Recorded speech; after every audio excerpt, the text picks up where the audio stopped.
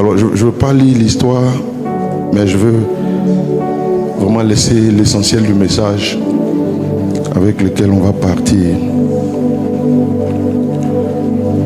Alors, vous connaissez pour la plupart cette histoire d'une dame du nom de Tamar.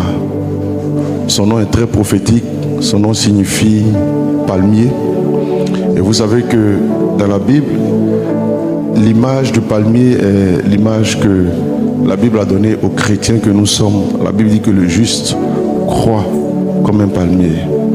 Tamar est l'image de tout chrétien qui a rencontré le Seigneur, qui a une grande destinée, qui a la particularité d'un palmier, qui retrouve sa force dans son enracinement et dans sa croissance, et qui en principe est censé hériter d'un type de promesse glorieuse de la part du Seigneur, parce que Dieu a permis qu'elle se marie au premier fils de Judas.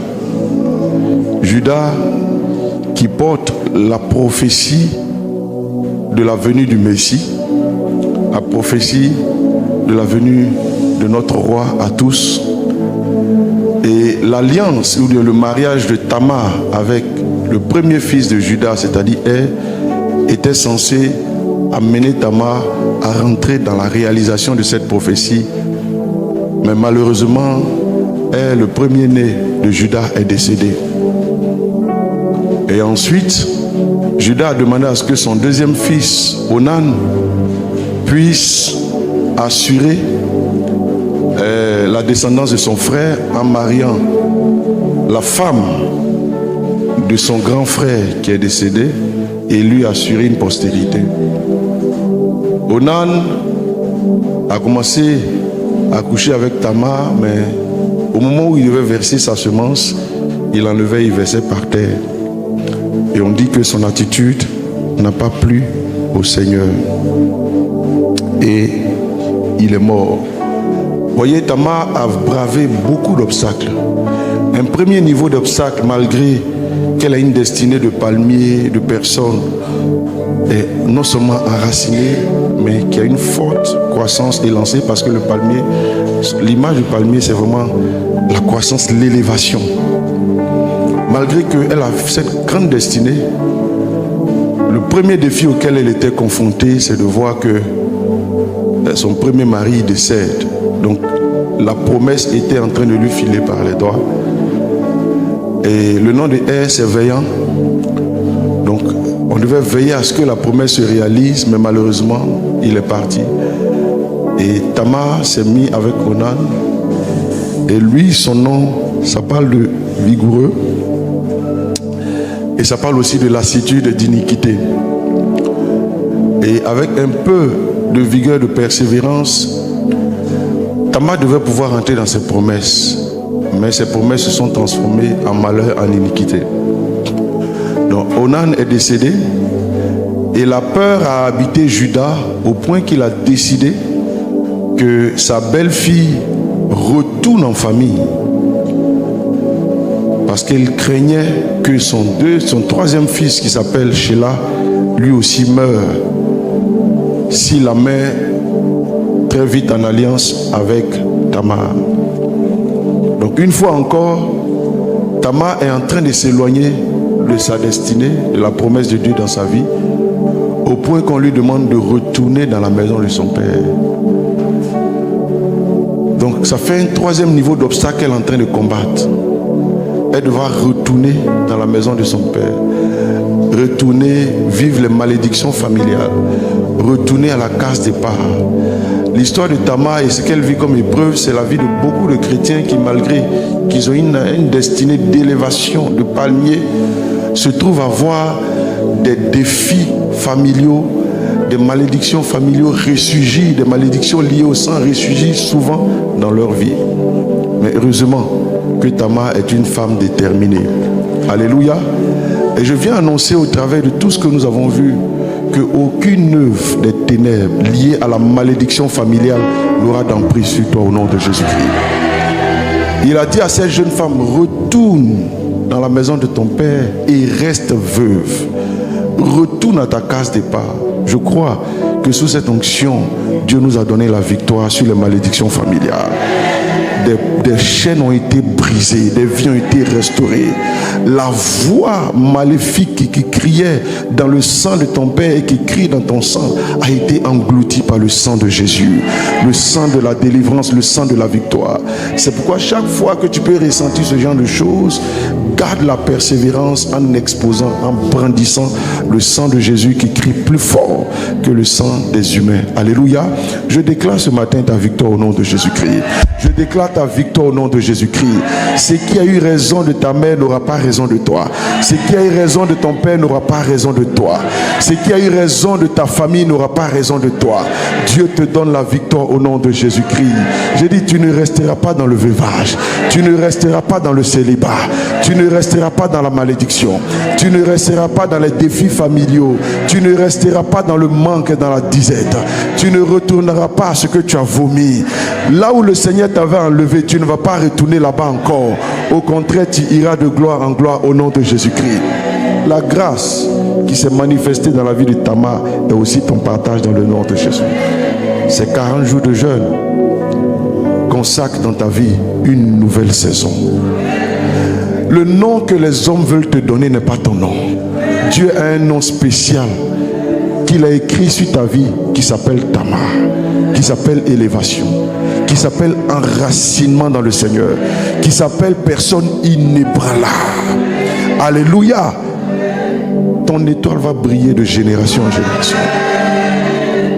De la même façon qu'on peut voir un palmier de très loin, on verra de très loin la gloire que Dieu a décidé de manifester dans ta vie. Je suis en train de te parler des gens qui quitteront la Chine pour venir connecter avec toi. Des gens qui quitteront les nations pour venir connecter avec toi. Des gens, pendant que tu fais un live, vont se connecter de partout pour se connecter à la sagesse et à la grâce que le Seigneur te donne. Je suis en train de dire à une personne que tes clients vont venir de partout dans les nations. Les produits que tu vas proposer, ça va aller partout, dans les coins les plus reculés du monde. Après ce programme, tu vas voir comment tes activités vont prospérer. Tu vas voir comment tu seras vu. Si tu étais comme dans l'anonymat, si on t'avait relégué au dernier plan et on ne faisait pas cas de toi, comme on avait voulu faire à Tamar, je suis venu t'annoncer que Dieu te fait sortir de l'anonymat. Le palmier que tu es, tu vas monter, tu vas atteindre le sommet le plus élevé et on te verra de loin et on va admirer les bonnes œuvres que Dieu fait au travers de toi. Je le déclare sur ta vie au nom de Jésus. Les ténèbres ne régneront pas toujours dans ta vie. La saison de ta lumière est arrivée au nom de Jésus-Christ. Toutes les étapes que Tamar a dû braver jusqu'à la manifestation de la grâce de Dieu dans sa vie, que Dieu t'en donne aussi la victoire au nom de Jésus. Que Dieu t'en donne la victoire au nom de Jésus. Chaque fois qu'on est venu comme voler tes grâces et tes opportunités, que le Seigneur te donne la victoire au nom de Jésus-Christ. Que ceux qui sont venus voler soient dans la confusion te concernant et qu'ils reconnaissent que le Dieu qui marche avec toi est le véritable et qu'ils reconnaissent que le Dieu qui marche avec toi est celui qui ramène les morts à la vie et qui ressuscite tout ce qui est mort. Et je le déclare dans ta vie au nom de Jésus-Christ. Ta santé ressuscite au nom de Jésus-Christ. Le diabète n'aura pas raison de toi. Et je déclare que tu vas faire un examen et on te dit il n'y a plus de traces de maladie dans ton sang. Je le déclare au nom de Jésus-Christ. L'atmosphère de ce programme a consacré une guérison dans ton corps dans le nom de Jésus-Christ. Tu ne retourneras pas à ce que tu as vomi. Tu ne retourneras pas à une case de veuvage. Tu ne retourneras pas aux malédictions familiales. Je déclare que tu sors définitivement de ces malédictions et tu avances au nom de Jésus-Christ. Au contraire, c'est toi qui vas tirer ta famille de tous ces sentiers battus et Dieu va se révéler au travers de toi. Je te bénis de cette bénédiction. Elle était obligée donc, cette dame, de braver ce que son beau-père voulait lui imposer. Et un jour, la fille de son beau-père décède et il décide d'aller chez, comment on appelle ça, chez son ami pour aller tondre ses brebis. Et on dit quelqu'un est venu informer Tamar de ce que son beau-père était dans les parages. Le temps me manque de rentrer dans beaucoup de détails, mais tous les noms, même des lieux, ont une signification prophétique. Alléluia. Et la Bible dit que Tamar, dès qu'elle a eu l'information, elle a enlevé son vêtement de veuvage. Alléluia. Une chose extraordinaire que le Seigneur fait déjà, c'est de permettre à ce que Tamar ait l'information que son beau-père, qui détenait la clé de sa victoire, était arrivé dans cette ville. Que le Seigneur ne permette pas que les choses te soient cachées. Que tout ce qui est caché te concernant te soit révélé au nom de Jésus. Je prie que dans cette atmosphère, la grâce de la révélation vous soit accordée. Il dit, il n'y a rien de caché qui ne doit être découvert. Que tout ce qui concerne ta destinée, ta marche, ta profession, ton service, la gestion de tes finances, tes relations, que l'ennemi veut te cacher, que Dieu te le révèle au nom de Jésus-Christ. Que Dieu te le révèle au nom de Jésus-Christ. Que Dieu te le révèle au nom de Jésus-Christ. Celui qui devait régler son problème est dans la ville. On pouvait ne pas lui dire. Elle pouvait ne pas savoir. Le monsieur allait venir faire son activité puis partir. Mais Dieu qui a un plan d'élévation a permis que la dame le sache. J'ai dit, tu vas savoir ce qu'ils sont en train de faire dans le secret. Dieu va te le révéler. Dieu va te le révéler. Ce qu'ils sont en train de tramer contre toi dans le secret va te parvenir. Je le déclare sur ta vie au nom de Jésus-Christ. Je le déclare sur ta vie au nom de Jésus-Christ. Que les pièges de l'ennemi contre ta vie soient déjoués au nom de Jésus-Christ. Et la jeune dame ayant l'information a décidé de changer de statut. On dit, elle a enlevé son vêtement de veuvage. Alléluia. Après cette veillée, quand tu sors d'ici, change d'attitude. Commence à te comporter comme quelqu'un qui a reçu effectivement ce qui a été déclaré sur ta vie. Je ne sais pas quelle parole tu as reçue, mais marche en fonction de cette parole. Marche en fonction de cette parole. Ne marche pas par rapport à ce que tu es en ce moment, mais marche par rapport à la parole que tu as reçue. Si tu crois dans ton cœur que Dieu t'a donné une parole par rapport à la grâce du mariage, comporte-toi comme quelqu'un qui est déjà marié. Si tu crois dans ton cœur que Dieu t'a donné une parole dans le sens d'une élévation sur le plan entrepreneurial, comporte-toi comme un bon chef d'entreprise qui sait où il va. La foi est la manifestation des choses qu'on ne voit pas. Et je déclare que aussi longtemps que tu vas te comporter tel que le Seigneur a déclaré, le miracle va s'établir dans ta vie. Une des choses qui fait que la foi se manifeste et devient réelle, c'est la capacité à se comporter comme ce qu'on croit que le Seigneur a dit dans notre vie. Je vois un changement dans ta vie au nom de Jésus. Je vois un changement dans ta vie au nom de Jésus. Le vêtement de veuvage qu'ils ont donné à cette dame, elle a enlevé. J'ai dit, le vêtement de maladie est ôté de ta vie au nom de Jésus. Le vêtement de deuil est ôté dans ta vie au nom de Jésus. Le vêtement que les hommes t'ont donné en te donnant une étiquette, à partir d'aujourd'hui, enlève ce mauvais vêtement et porte le vêtement de Dieu qu'il a préparé pour toi. Alléluia. Pour ce cas ici, elle a pris un vêtement de prostitution, mais c'était une forme de déguisement. Alléluia. Parce que Dieu va s'en servir pour son élévation. Alléluia. Pour son élévation. Et son beau-père, comme Dieu sait faire les choses, toutes les prostituées qu'il y a dans la ville là, c'est sur elle que son beau-père allait tomber. Je dis, Dieu que tu sais, il s'appelle le maître des temps et des circonstances. J'ai dit, les choses vont tomber comme ça, pile, poil. Il n'aura pas deuxième essai, troisième essai. Premier essai, en même temps, ça marche. Oh, je parle à quelqu'un.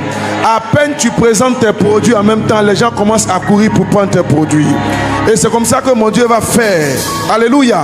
À peine tu commences à passer le concours là, après cette veillée là, et tu as ça en même temps, un coup KO, tu vas pas passer 2 fois. Oh, est-ce que je parle à quelqu'un? Tu vas pas passer 3 fois, tu vas pas passer 4 fois. De la même façon que Dieu a permis que dans toutes les prostituées de la ville là, le monsieur là puisse entrer en contact avec sa belle-sœur, parce que Dieu avait un plan de restauration.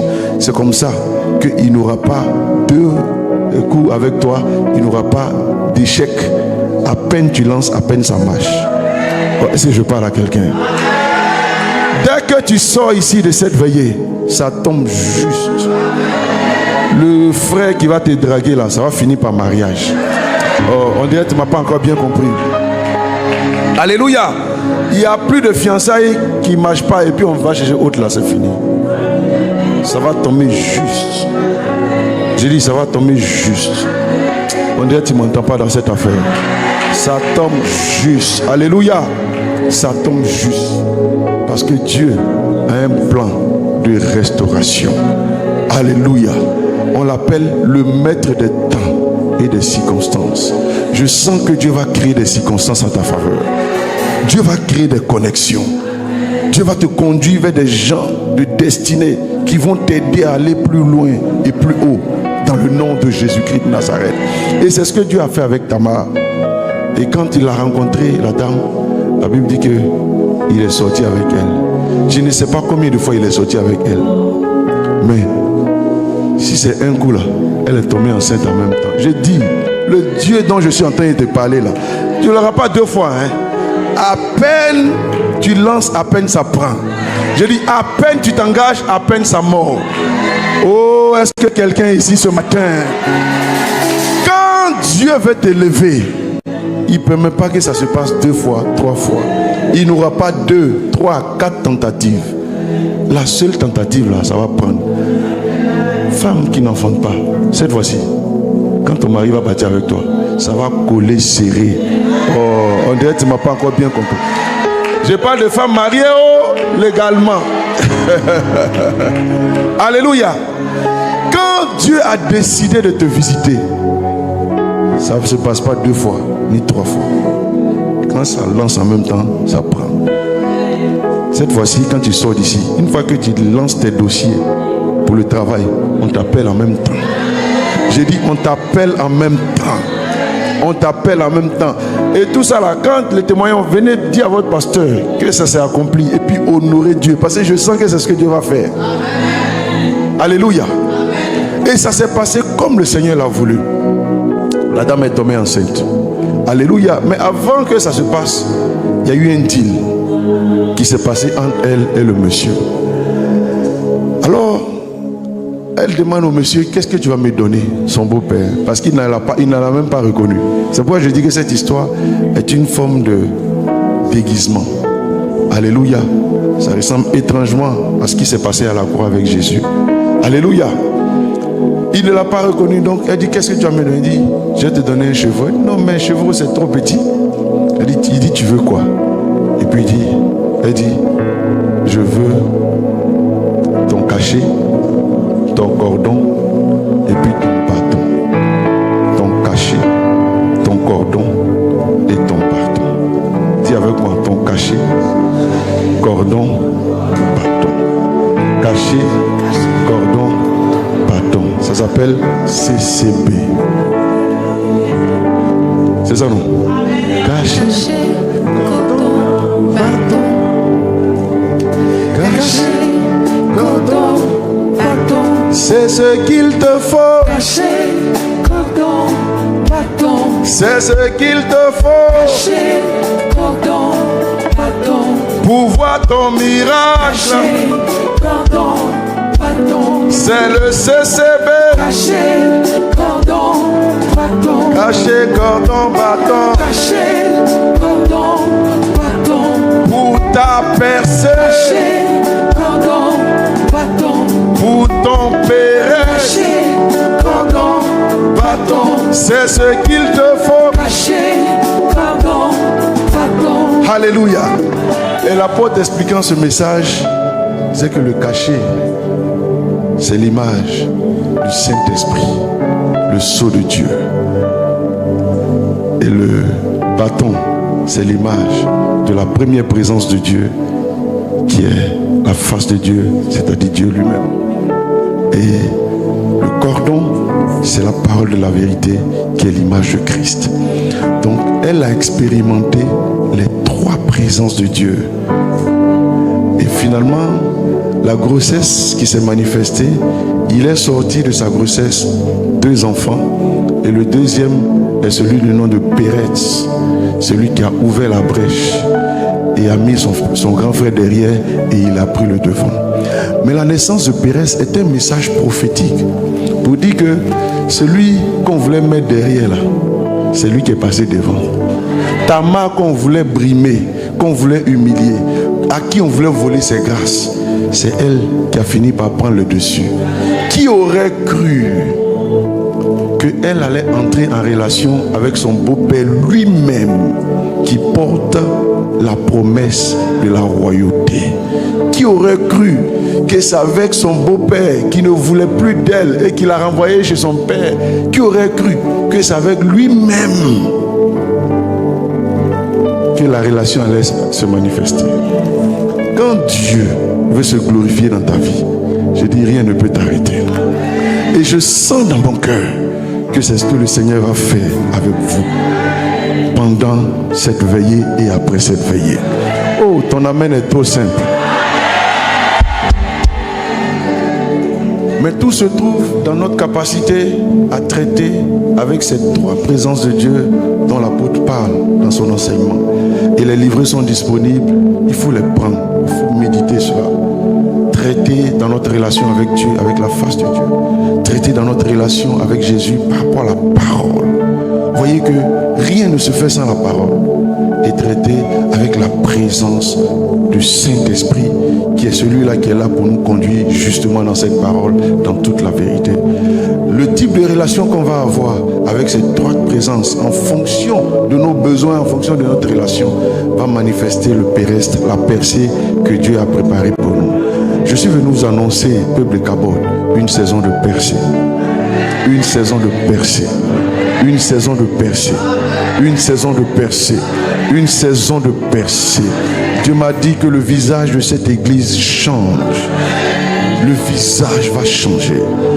La gloire de cette église sera encore plus visible. Et c'est le message avec lequel je suis venu.